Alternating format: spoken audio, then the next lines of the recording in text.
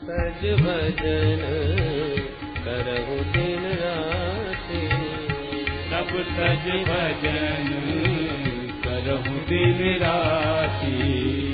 मधुर मधुर नाम सीताराम सीताराम, मधुर मधुर नाम सीताराम सीताराम, मधुर मधुर नाम सीताराम सीताराम, मधुर मधुर नाम सीताराम सीताराम, मधुर मधुर नाम सीताराम सीताराम, मधुर मधुर नाम सीताराम सीताराम, मधुर मधुर नाम सीताराम सीताराम, मधुर मधुर नाम सीताराम सीताराम, मधुर मधुर नाम सीताराम सीताराम, मधुर मधुर नाम सीताराम सीताराम, मधुर मधुर नाम सीताराम सीताराम, मधुर मधुर नाम सीताराम सीताराम, मधुर मधुर नाम सीताराम सीताराम, मधुर मधुर नाम सीताराम सीताराम, सीताराम सीताराम, सीताराम सीताराम, सीताराम सीताराम, सीताराम सीताराम। बोल अयोध्या नाथ की जय। श्री सुखदेव जी कहते हैं, परीक्षित अब हम तुम्हें सूर्य वंश सुनाते हैं, परंतु बहुत विस्तार से सुनाना संभव नहीं, क्योंकि विस्तार पूर्वक सूर्य वंश की चर्चा 100 वर्षों में भी पूरी नहीं हो सकती। न शक्यते विस्तरतुम वक्तुम वर्ष शतैरपि, इसलिए अति संक्षिप्त में आप श्रवण करें। भगवान श्रीमन नारायण प्रभु के नाभि कमल से ब्रह्मा जी का जन्म, ब्रह्मा जी के बेटा मरीचि, मरीचि के बेटा कश्यप, कश्यप जी के बेटा विवस्वान सूर्य, जिनसे चला सूर्य वंश, विवस्वान सूर्य के पुत्र श्राद्ध देव मनु, जिनकी श्रद्धा नामक पत्नी और संतान कोई नहीं, पुत्रेष्टि यज्ञ करवाया श्री वशिष्ठ जी ने, रानी जी की इच्छानुसार बिटिया का जन्म हो गया। राजा बोले महाराज मुझे तो बेटा चाहिए, तो फिर वशिष्ठ जी ने उस बिटिया को ही बेटा बना दिया। बाद में मनु महाराज के फिर 10 बेटा हुए, इक्ष्वाकु नृग सरयाति दृष्टि प्रसद्ध नभग कवि, इन 10 पुत्रों से ही सूर्य वंश का विस्तार हुआ। सरयाति नामक जो पुत्र था उसकी बेटी एक सुकन्या हुई, उस सुकन्या ने धोखे से च्यवन मुनि के नेत्र फोड़ दिए अनजाने में, तो च्यवन मुनि के साथ ही उसका विवाह हुआ। बाद में च्यवन मुनि ने अश्विनी कुमारों के प्रभाव से, अनुग्रह से नव यौवन प्राप्त कर लिया था। इन्हीं सरयाति जी के वंश में महाराज रेवत हुए। इनके 100 पुत्रों में सबसे बड़ा था ककुदमी, उसकी बेटी थी रेवती, जिन रेवती जी का विवाह बलराम जी के साथ संपन्न हुआ। सुखदेव जी कहते हैं, परीक्षित अब मनु महाराज के जो दूसरे बेटा थे नभग, उनके बेटा हुए नाभाग, और नाभाग के बेटा हुए परम भागवत श्री अम्बरीश जी महाराज। अम्बरीश महाराज परम वैष्णव, भगवान के अनन्य भक्त, सप्तद्वीप वसुंधरा के अधिपति होकर के भी अष्टयाम सेवा करते हैं प्रभु की। सबई मनः कृष्ण पदारविंदयोर बचांसि वैकुंठ गुणानुवर्णने, करौ हरेर मंदिर मार्जनादिषु श्रुतिं चकाराच्युत सत्कथोदय। अम्बरीश महाराज कान से सदा भगवान की कथा सुनना, वाणी से गोविंद के सतत गुणानुवाद गाते रहना, और तो और करौ हरेर मंदिर मार्जनादिषु, सम्राट होकर के भी ठाकुर जी के मंदिर की झाड़ू पोछा की सेवा भी स्वयं अपने हाथों से करते, किसी दास दासी का कोई सहयोग नहीं ठाकुर सेवा में, ऐसी अद्भुत सेवा। अरे और तो और गेहूं भी अपने हाथ से पीसते हैं, जिससे ठाकुर जी का प्रसाद तैयार करना है। न जाने कोई कैसे बीनेगा, कैसे पीसेगा, अपने हाथ से चाकी चलाते। एक बार तो चाकी चलाते पसीना आ रहा था, अचानक दिव्य सुगंध और दिव्य शीतल मंद सुगंध हवा आई। पीछे मुड़ के देखा तो स्वयं ठाकुर जी अपने पीतांबर से हवा कर रहे।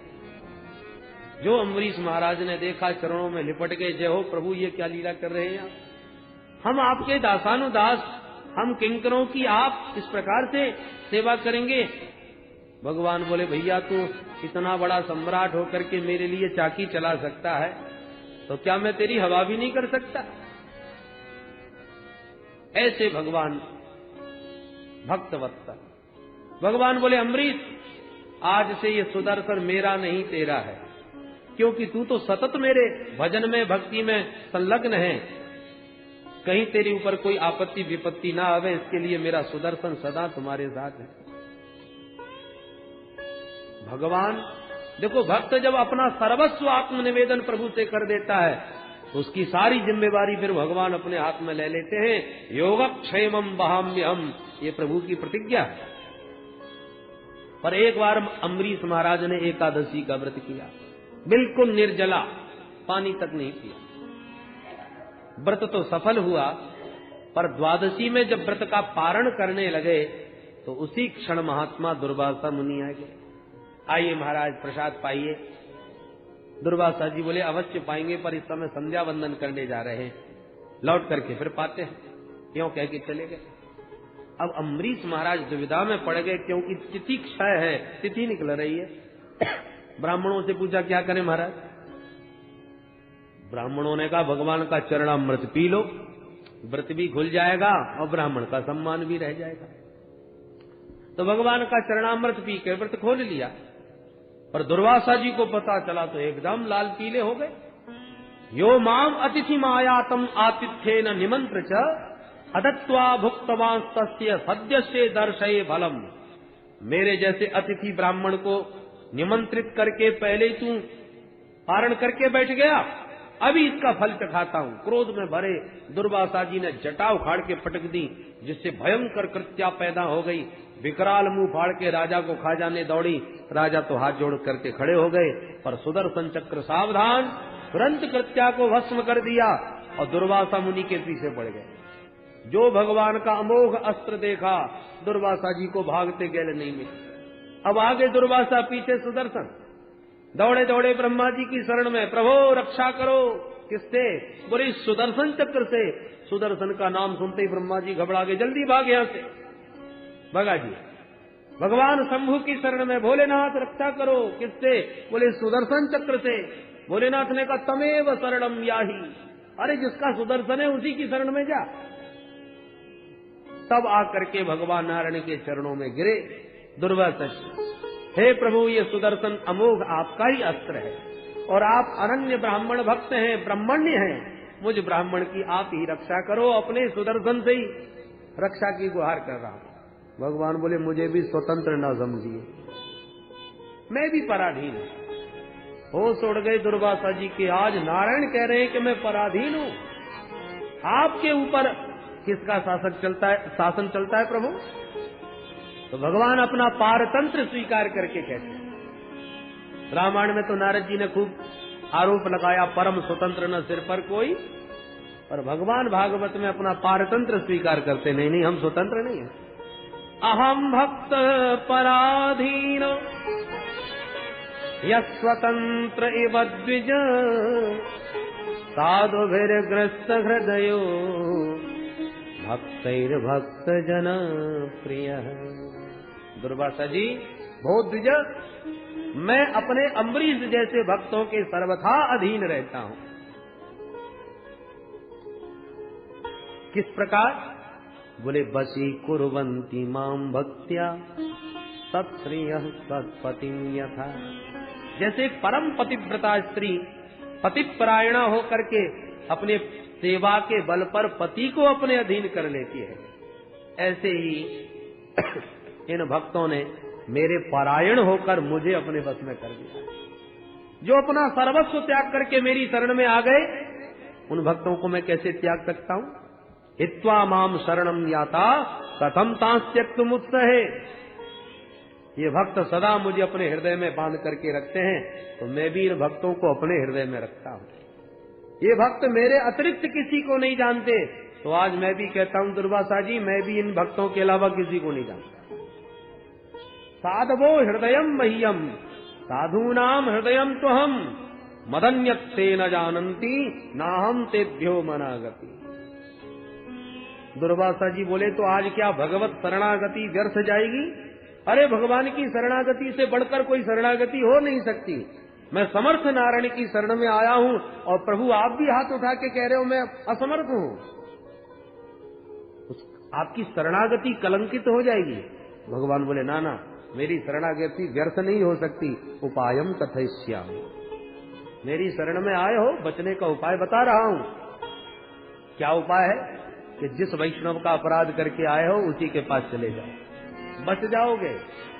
तब बेचारे दुर्वासा जी को वापस मुड़ना पड़ा और तब तक 1 वर्ष बीत चुका था महाराज। 1 वर्ष के बाद दुर्वासा जी भाग करके वापस अम्बरीश के चरणों में गिर पड़े। अम्बरीश ने उठा के हृदय से लगा लिए, महाराज उल्टी गंगा न बहाइए, ये दास अपराधी है आपका, मुझे क्षमा करें। दुर्वासा जी बोले और सब बातें बाद में करते रहेंगे, पहले सुदर्शन को शांत कर, 1 वर्ष से लगातार मुझे भगा रहा है। तब अम्बरीश महाराज ने सुदर्शन चक्र की स्तुति करी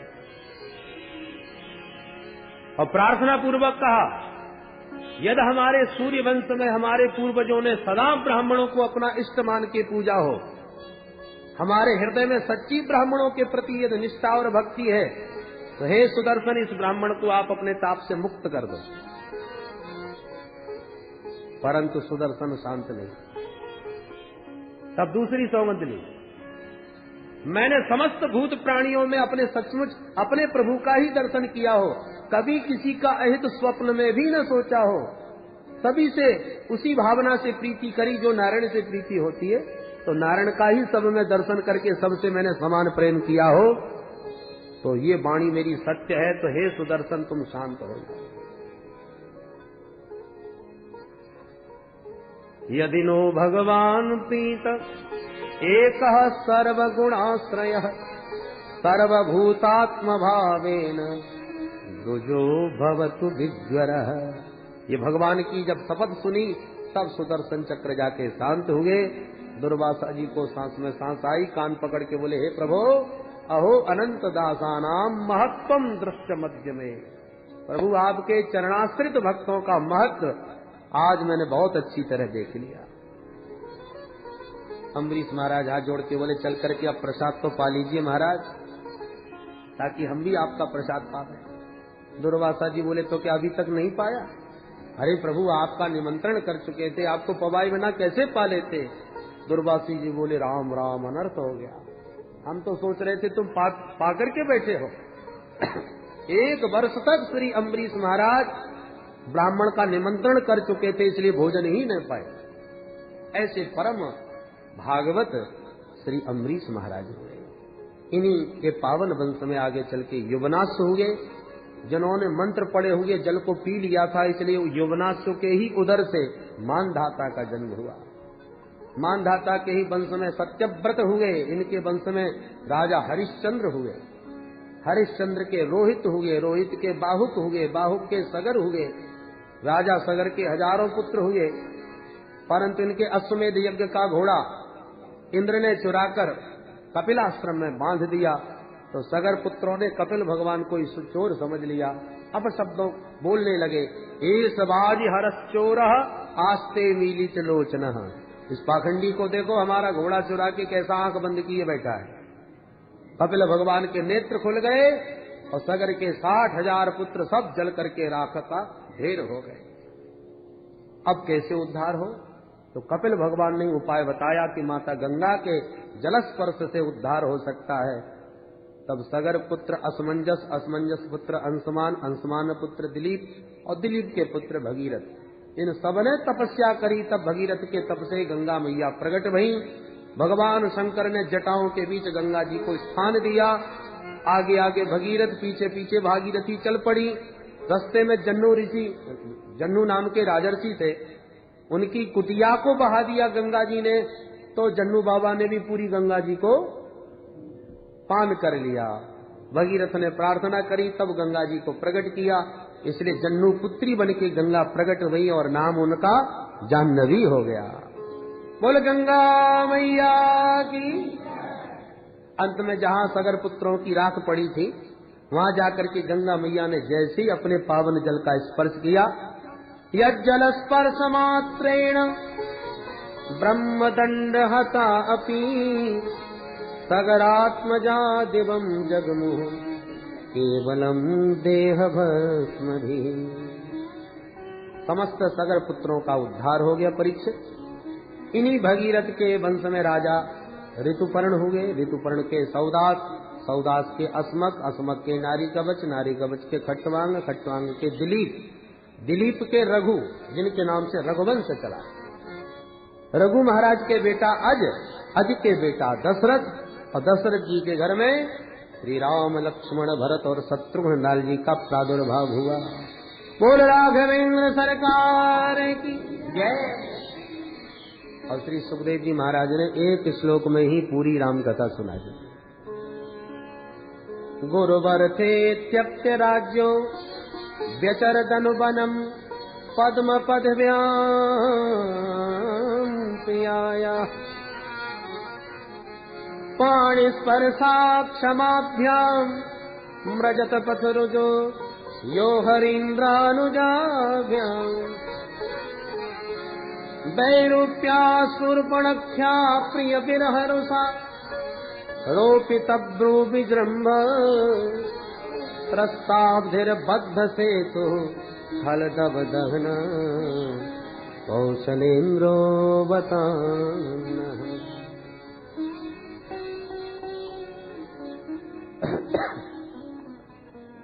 परीक्षित की संतुष्टि नहीं हुई एक श्लोक की राम कथा से, तब सुखदेव जी ने 2 अध्यायों में राम कथा बहुत ही सूत्रात्मक विधि से वर्णन की। पर आइए, श्री राम जी का चतुर्व्यूह में अवतार हुआ। श्री राम, लक्ष्मण, भरत और शत्रुघ्न, और उनकी शक्तियों का प्राकट्य मिथिला में हुआ। 4 बधुएं एक ही साथ, एक ही परिवार में। हम भी अपने हृदय भवन को अवध और मिथिला बनाकर शक्तियों के साथ उन 4 शक्तिमानों को हृदय में विराजमान करें और अपने हृदय में राम राज्य की प्रतिष्ठा करें। और वो कैसे संभव है, आइए इस पर थोड़ा सा 5-7 मिनट में चर्चा करके राम कथा मंदाकिनी में केवल इतना ही आचमन करके फिर आगे बढ़े।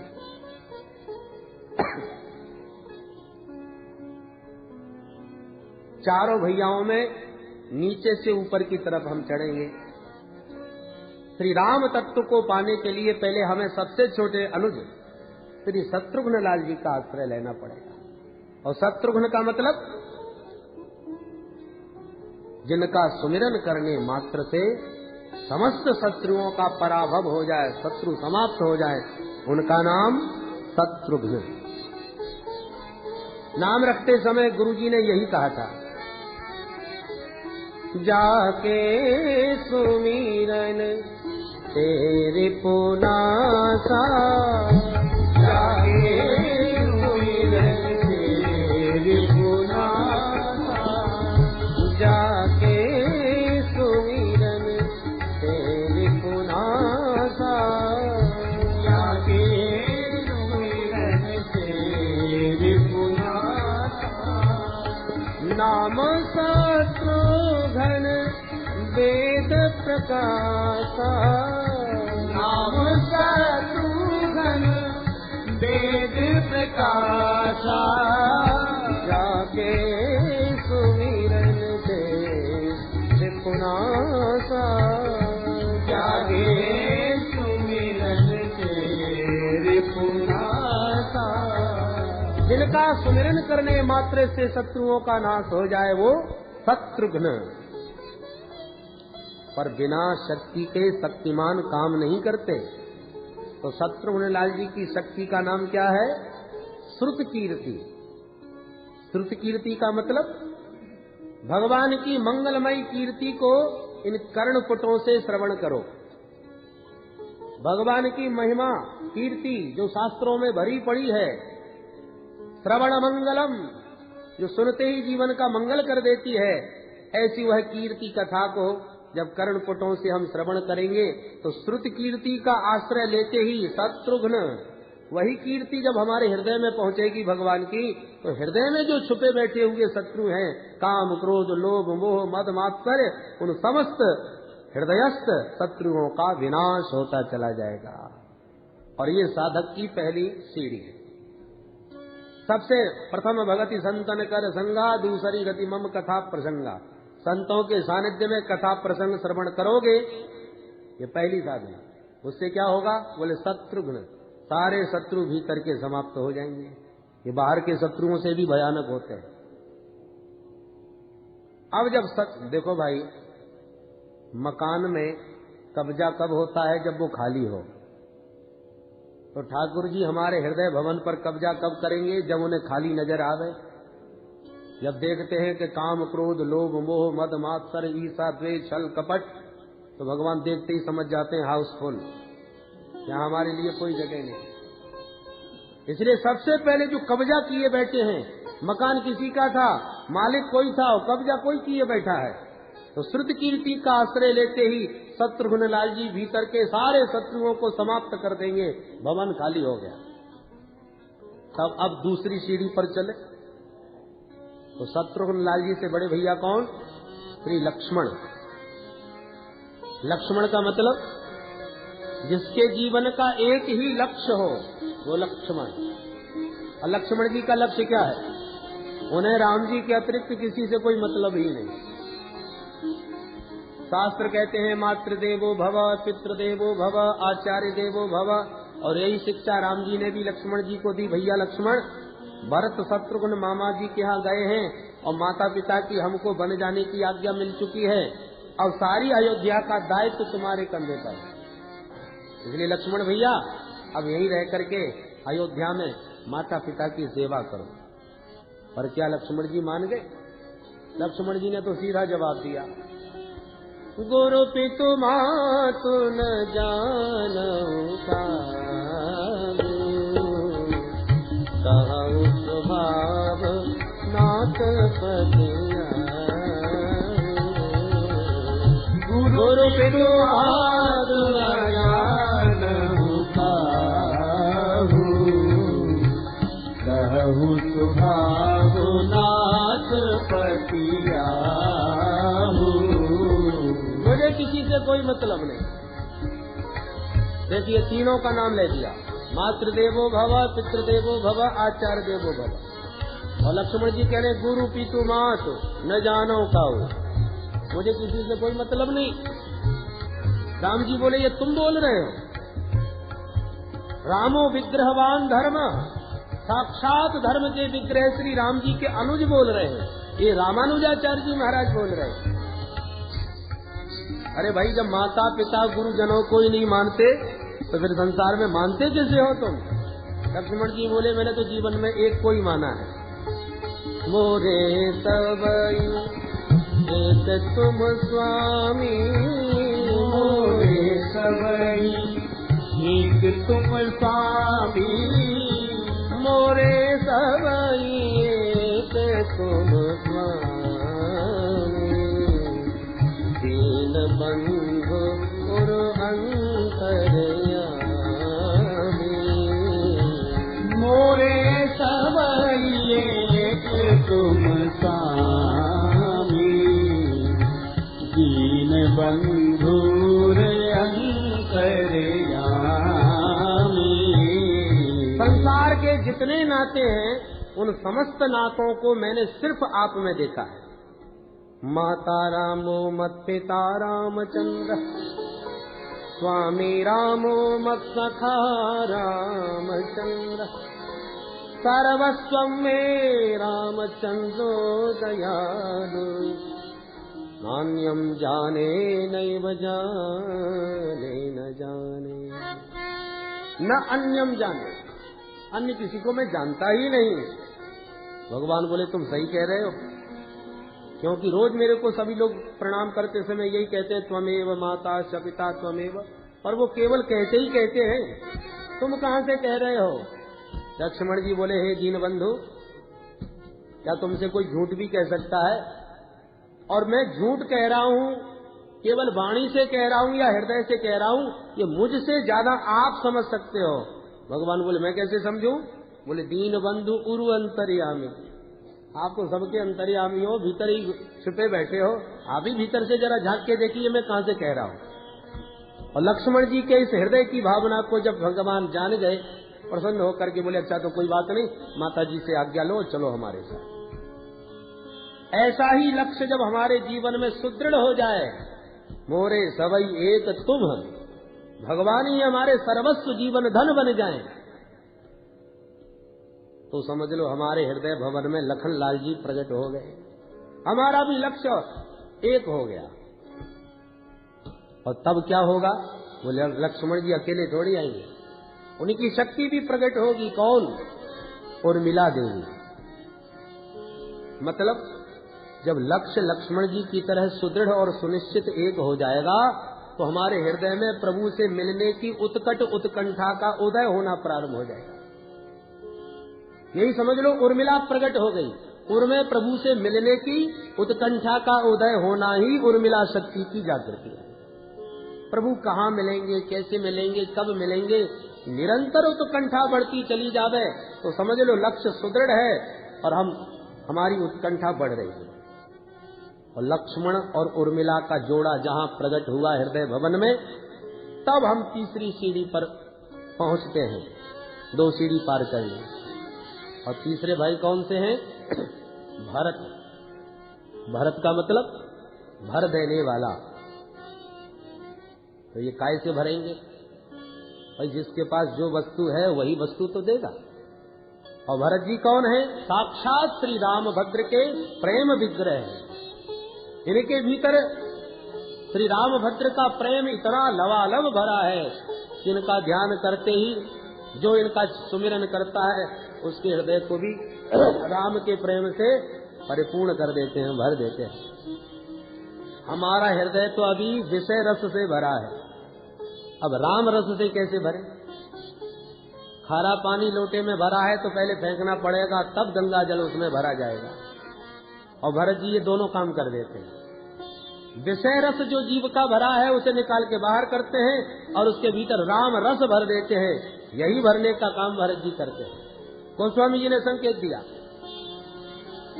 भारत चरित करनेम तुलसी जे सादर सुनही।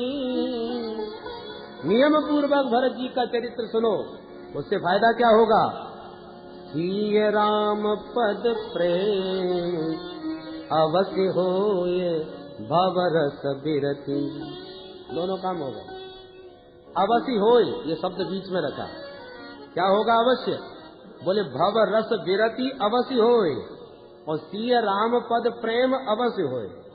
जो भवरस भरा है वो भवरस से वैराग्य हो जाएगा, निकल जाएगा, और राम रस से हमारा हृदय लवालब भर जाएगा। और ये दोनों काम श्री भरत जी के सुमिरन से हो जाता है।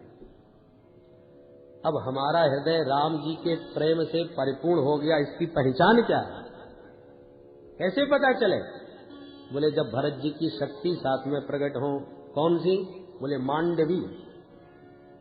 मांडवी का मतलब, बोले हम राम प्रेम से भर गए हैं। इसकी पहचान यही है कि ब्रह्मांड के चराचर प्राणियों के प्रति हमारे हृदय में ऐसा दुलार, ऐसा प्रेम जागे जैसा माँ का पुत्र के प्रति होता है।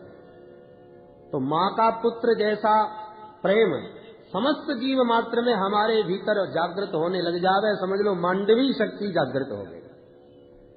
हृदय जब राम प्रेम से परिपूर्ण हो जाएगा तो समस्त जीवों में प्रेम स्वतः प्रकट होने लग जाएगा। अब ये 3 सोपान जब पार करोगे तब रामलला हमारे हृदय में रमण करने के लिए प्रकट होंगे। रमुक क्रीडायाम धातु से राम शब्द बनता है, मतलब जो रमण करे, विहार करे, वो श्री राम। जो योगियों के हृदय में रमण करें या योगी जिस तत्व में रमण करें वो श्री राम। हमारे हृदय में इस प्रकार से जब ये 3 सोपान हम पार कर लेंगे तो राम जी भी हृदय भवन में अवधपुरी बना के प्रकट हो जाएंगे। और राम जी कौन है? राम जी का स्वरूप क्या है? यो आनंद सिंधु सुख राशि, यो आनंद सिंधु सुख राशि, करते त्रैलोक सुपासी, करते त्रैलोक सुपासी, तो सुख धाम राम असना